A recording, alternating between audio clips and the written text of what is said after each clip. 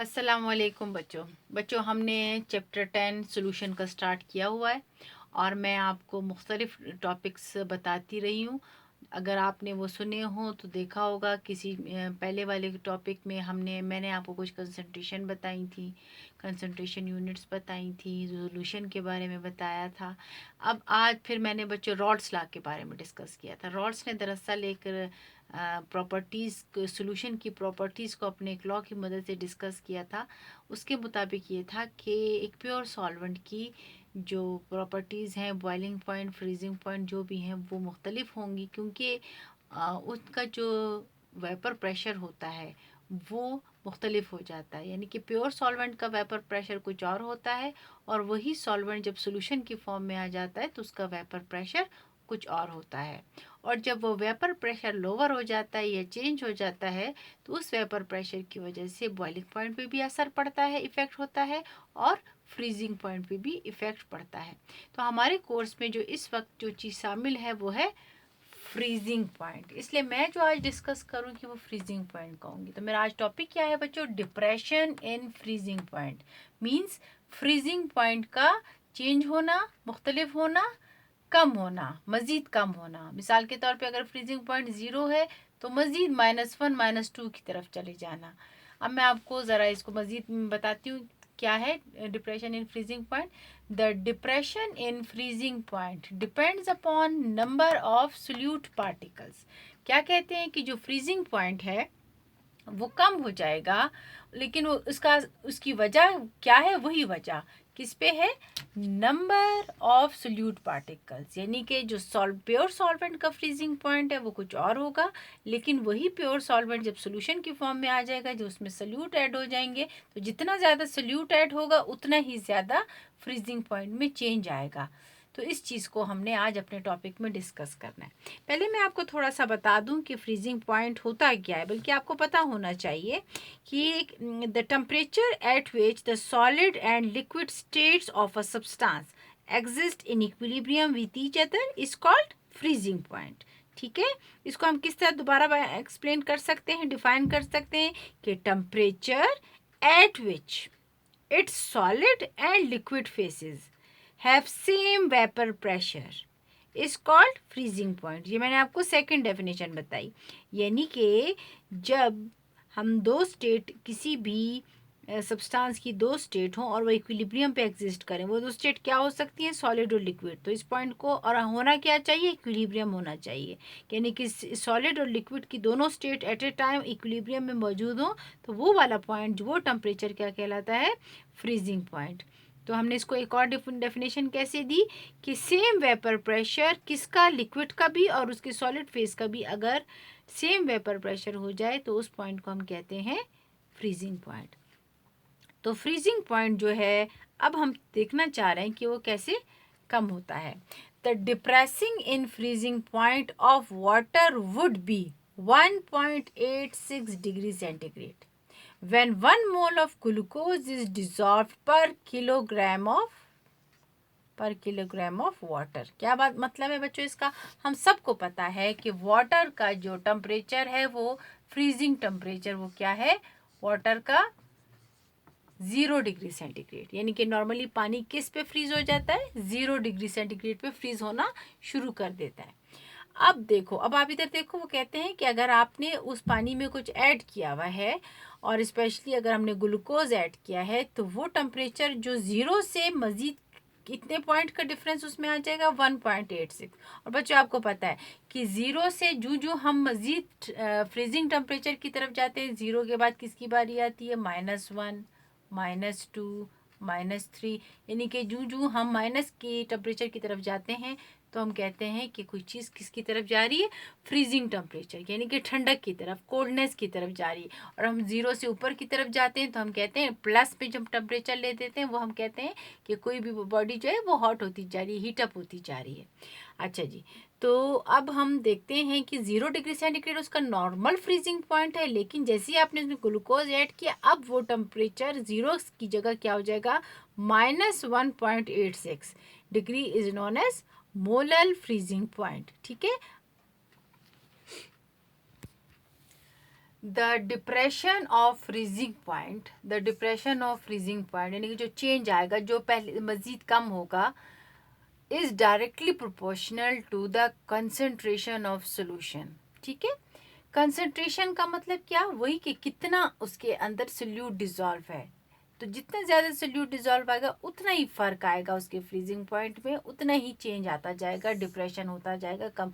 इसको हम किस तरह मैथमेटिकल एक्सप्रेशन देंगे, delta T F, T for temperature, F for freezing point. Change in temperature is directly proportional to M. बच्चों M क्या है, एक कैपिटल एम होता है, एक स्मॉल एम। बच्चों ये है मोलैरिटी, ये हमारे पास एक यूनिट होती है कंसंट्रेशन की, मोलैरिटी, मोलैलिटी, तो ये हमारे पास क्या है, मोलैलिटी। ठीक है, कंसंट्रेशन यूनिट है ये हमारे पास मोलैलिटी, यानी कि number of moles per kilogram. Molality हम किस चीज़ को कहते हैं, number of moles per kilogram, एक किलो में मोल कितने डिजॉल्व हुए हुए। तो मतलब हमने एक किलो पानी में कितने मोल्स किसी भी ग्लूकोज या किसी भी और सोल्यूट के लिए, उतना ही इफेक्ट करेगा उसके डिप्रेशन ऑफ फ्रीजिंग पॉइंट में। अच्छा जी बच्चों, डायरेक्टली प्रोपोर्शनल का साइन अगर हम हटा देंगे तो हमारे पास एक कांस्टेंट आएगा, वो क्या कहलाएगा, के एफ। क्या कहलाएगा, के एफ। एम वही है मोलैलिटी, जो कि हम किस चीज़ को शो कर रहे हैं, कंसंट्रेशन। तो के एफ क्या है, K F is molar freezing point constant. इसको कंटिन्यू करते हैं बच्चों। मैंने आपको कहा कि change in freezing point temperature is directly proportional to molality. K constant हमारे पास आ गया, के एफ। ठीक है, अब मोलैलिटी क्या होता है, मैंने आपको बताया मोलैलिटी जो है वो कंसंट्रेशन की यूनिट है, यानी कि number of moles per kilogram. कैसे हम कहेंगे, number of moles per kilogram. आपको याद होगा मैंने आपको मोल्स का फार्मूला बताया था। मोल का फार्मूला क्या है, मास of solute divided by molar mass of solute. आपको याद होगा मैं आपको कहती थी दो मास है, given mass divided by molecular mass. तो गिवन मास या ये कह लो, यहाँ हम गिवन मास की जगह हम क्या कहेंगे, मास of solute divided by molar mass of solute multiplied by, फिर हमने उसको डिवाइड मजीद किससे करना है, mass of solvent in kilogram. यानी कि असल में अगर हम कहें, हम कह सकते हैं मोल डिवाइडेड बाय किलोग्राम। असल में मोलैलिटी को हम सिंपल इस तरह बयान कर सकते हैं, लेकिन चूंकि किलोग्राम तो ये है, मास ऑफ सॉल्वेंट हमने किलोग्राम, मोल की जो बाकायदा उसको फाइंड करने का फार्मूला है वो हमको पता है, मास of solute divided by molar. तो पहले हम ये अगर हम डायरेक्ट ये सॉल्व कर लें और हम इसको किलोग्राम से डिवाइड कर सकते हैं तो हमारे पास वैल्यू आ सकती है, मतलब 1 किलोग्राम। जितनी भी मैं इस वैल्यू को सॉल्व करके हम 1 किलोग्राम में डिज़ोल्व कर सकते हैं। अच्छा इसको बच्चों अब मैं मज़ीद इसको एब्रीवेशन दूँ तो मास ऑफ सोल्यूट को किससे शो करते हैं, W2। W को हम as a mass of solute के लिए 2 मैंने ले लिया और सॉल्वेंट के लिए मैंने 1 ले लिया। हम इसको B और A भी ले सकते हैं कि हम सॉल्वेंट के लिए A ले लें और सोल्यूट के लिए B ले लें, जैसे हमने पीछे भी किया था, तो फ़र्क नहीं पड़ता है। यहाँ W2 for solute, mass solute, M2 for molar mass. Molar mass क्या, मॉलिक्यूलर मास, वो जो हम पीरियोडिक टेबल में गिवन मासेस की मदद से सॉल्व करते हैं। और हमारे पास ये मास ऑफ सॉल्वेंट को हमने W1 ले लिया। मैंने आपको अभी बता दिया था कि फ़र्क नहीं है, आप A और B भी ले सकते हैं।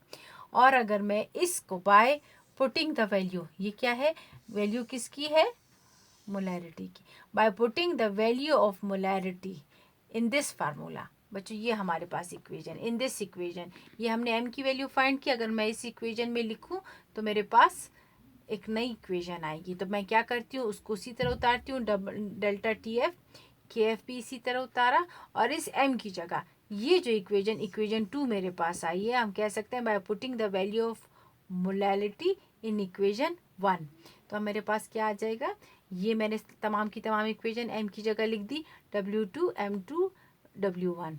और इस बच्चों इस इक्वेशन की मदद से हम चेंज इन टेम्परेचर मालूम करते हैं। ठीक है, ये हमारे पास इक्वेशन क्या हो सकती है, 3। अब बच्चों इस इक्वेशन की मदद से हम एक और चीज़ भी मालूम कर सकते हैं, और वो क्या है, M2 क्या है, मोलर मास ऑफ सोल्यूट, यानी कि हम M2 भी मालूम कर सकते हैं। तो M2 अगर हमारे इस तरफ आ जाए, हम इसको ले लें, तो ये T उस तरफ जाएगी, तो हमारे पास नई इक्वेशन क्या बन जाएगी, M2 इज इक्वल टू के एफ, टी नीचे आ गया डेल्टा टी एफ, और M2 चूंकि उसकी जगह पे चला गया M2, बाकी इक्वेशन वैसे की वैसे आ जाएगी। तो ये हमारे पास वो इक्वेशन होगी जिसकी मदद से हम मोलर मास मालूम करेंगे। अब हम application of freezing point depression देख लेते हैं। मतलब कि हम इस फ्रीजिंग पॉइंट डिप्रेशन का को कहाँ यूज़ कर सकते हैं, कहाँ अप्लाई कर सकते हैं, इसका कहाँ फ़ायदा उठा सकते हैं बच्चों, कि हम किस तरह इसकी एप्लीकेशन यूज़ करते हैं। तो सबसे पहले मैं आपको बता देती हूँ एज एंटी फ्रीज़। बच्चों एंटी फ्रीज़ कहाँ यूज़ होता है? ये ऑटोमोबाइल्स वगैरह में यूज़ होता है, गाड़ियों वगैरह में यूज़ होता है। अब आपको पता है सर्दियों में जब बहुत ज़्यादा सर्दी होती है तो अब ओपन इंजन वगैरह में वो जो पानी होता है वो जम जाता है। क्यों? क्योंकि नॉर्मल 0 डिग्री सेंटीग्रेड अगर पानी को मिल जाए तो पानी क्या हो जाता है? ठंडा हो जाता है। अब अगर उसी पानी में एंटी फ्रीज एजेंट मिक्स कर दिया जाए, फॉर एग्जांपल हमारे पास इथिलीन ग्लाइकोल है, उसको अगर मिक्स कर दिया जाए तो अब पानी पहले अगर ज़ीरो पे जम रहा था, अब वो पानी ज़ीरो पे नहीं जमेगा क्योंकि अब वो सोल्यूशन की फॉर्म में आ गया है। तो पहली एप्लीकेशन हमारे पास क्या हो गई? Use as antifreeze. Second देख लेते हैं बच्चों, for melting ice on road. अब फिर वही बात, सर्दियों में क्या होती है बच्चों? सर्दियों में बहुत ज़्यादा बर्फ़ जम जाती है रोड्स के ऊपर और रोड पे फिसलने का ख़तरा होता है। तो if we sprinkled mixture of, अब हम किस चीज़ को स्प्रिंकल कर दें? If we sprinkled mixture of sodium chloride और calcium chloride on icy roads, तो इसका क्या होगा? It will lowers the freezing point of ice so that the water on the roads will not freeze at normal freezing point of water. मतलब क्या हुआ कि जो सड़क पे पानी ने 0 डिग्री सेंटीग्रेड पे जमना था, अगर हम उसके ऊपर सॉल्ट को स्प्रिंकल कर देंगे तो अब वो पानी सोल्यूशन की फॉर्म में आ जाएगा। अब वो 0 डिग्री पे नहीं जमेगा बल्कि वो उसका फ्रीजिंग पॉइंट थोड़ा सा कम हो चुका होगा, यानी कि ज़ीरो की जगह वो मज़ीद माइनस की तरफ जाएगा तो जाके फ्रीज होगा। तो इसकी सेकंड एप्लीकेशन हमने देख ली। एक और एप्लीकेशन बच्चों बहुत ही मज़े की एप्लीकेशन है, वो क्या है कि आइसक्रीम बनाने के लिए उस जो आइसक्रीम होती है उसको ठंडा किया जाता है। तो बच्चों ठंडा करने के लिए हम आम बर्फ़ तो यूज़ करते करते हैं, लेकिन अगर उस आम बर्फ़ का क्या होगा टेम्परेचर, मतलब बर्फ़ जो है वो 0 डिग्री सेंटीग्रेड पे ठंडी होगी, तो वो जो मिक्स आइसक्रीम मिक्सचर है उसको भी ठंडा करेगी। लेकिन अगर हम चाहते हैं कि जल्दी आइसक्रीम बने और ज़्यादा ठंडी हो, मतलब फिर हम क्या करेंगे, बर्फ़ में अगर हम सोडियम क्लोराइड मिक्स कर देंगे तो उस बर्फ़ का जो टेम्परेचर होगा वो मज़ीद ठंडा हो जाएगा, मज़ीद ठंडा हो जाएगा, यानी कि डिप्रेशन आ जाएगी, उसमें कमी आ जाएगी। जब मज़ीद ठंडा होगा तो आपकी जो आइसक्रीम है वो जल्दी जल्दी ठंडी हो जाएगी। और इसी तरह बच्चों आपने सी वाटर को देखा होगा। सी वाटर क्या है? समंदर का पानी क्या है? वो आमतौर पे जमता नहीं है, इतनी जल्दी नहीं जमता। क्यों नहीं जमता? इक्वेटिक लाइफ को ये बहुत बड़ा फ़ायदा हमारी कुदरत नेचर की तरफ से मिल जाता है, अल्लाह की तरफ से मिल जाता है। वो कैसे कि पानी चूंकि 0 डिग्री सेंटीग्रेड पे जमता है, लेकिन समंदर के पानी चूंकि उसके अंदर बहुत सारे सॉल्ट्स मिक्स होते हैं, वेरियस सॉल्ट्स होते हैं, वेरियस कंसनट्रेशन होती है, तो वो पानी 0 डिग्री सेंटीग्रेड पे नहीं जमता और उस वजह से उस पानी सोल्यूशन की फॉर्म में हमारे पास, उस वजह से इक्वेटिक लाइफ जो है वो थोड़ी सी सेफ हो जाती है। तो ये था बच्चों आज का लेक्चर। उम्मीद करती हूँ आपको समझ आ गया होगा। तो मैंने वो तमाम टॉपिक्स क्लियर कर दिए हैं जो कि हमारे कोर्स में शामिल थे। आज आपको सोल्यूशन चैप्टर तकरीबन कंप्लीट हो गया है। अगर फिर भी आपको कोई चीज़ समझ नहीं आई, पहले तो आप गौर व फिक्र के साथ लेक्चर देखिए, सुनिए, फिर भी समझ नहीं आई तो आप पॉइंट्स नोट कर लीजिएगा। हम दोबारा जब मिलेंगे तो इंशाल्लाह उनको दोबारा डिस्कस कर लेंगे।